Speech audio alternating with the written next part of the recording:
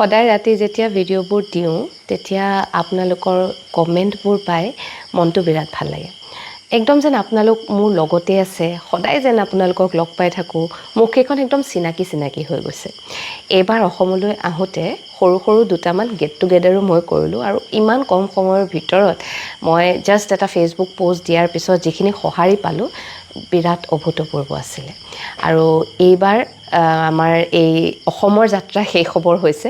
7 June তাৰিখে আমি বেংগলোৰলৈ উভতিম সেয়েহে ভাবিলোঁ 6 জুন তাৰিখে আকৌ এবাৰ আপোনালোকক লগ পাওঁ মানে এইবাৰ যিখিনি মানুহক লগ পালোঁ ইতিমধ্যে তেওঁলোকৰ লগত একদম ক্লোজনেছটো আৰু যেন বাঢ়ি গ'ল মানে থাকে যেন পৰিয়ালৰ ঢেৰ ভাই ভনীৰ ভিতৰত কেইজনমান বেছি ক্লোজ হৈ গ'ল তেনেকুৱা হৈ গৈছে আচলতে গতিকে বাকী ভাই ভনীসকলকো লগ পাব বিচাৰিছোঁ 6 জুন তাৰিখে অসম সাহিত্য সভা ভৱনত গুৱাহাটীত 2 তাৰিখে আৰু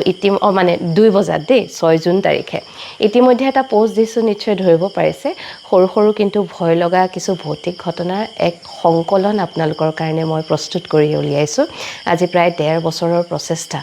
সুন্দৰকৈ কিতাপ আকাৰে উলিওৱাটো ইমান সহজ নাছিলে মোৰ কাৰণে তথাপিতো চেষ্টা কৰিছোঁ আৰু এই চেষ্টাকো আপোনালোকে সঁহাৰি দিব বুলি আশা কৰিলোঁ সেইদিনাখন মানে 6 জুন তাৰিখে এই কিতাপখনৰ লঞ্চ আছে ইতিমধ্যে মই পোষ্ট এটা দিছোঁ নিশ্চয় গমেই পাইছে আৰু আছে এটা ডাঙৰ ছাৰপ্ৰাইজ গতিকে সকলোকে এই ভিডিঅ'টোৰ জৰিয়তে নিমন্ত্ৰণ কৰিছোঁ আহিব লগ পাম কথা পাতিম মই দুটামান ভৌতিক অভিজ্ঞতা পঢ়িম আপোনালোকৰ অভিজ্ঞতা শুনিম আৰু আড্ডা মাৰিম চাহ খাম আৰু কিবা কিবি আছে এটা ডাঙৰ ছাৰপ্ৰাইজো আছে গতিকে লগ পোৱাৰ আশা থাকিল যিসকলে আহিম বুলি খাটাং মেছেজ এটা কৰিব কমেণ্ট এটা কৰিব এই ভিডিঅ'টোৰ তলত লগ পাম দেই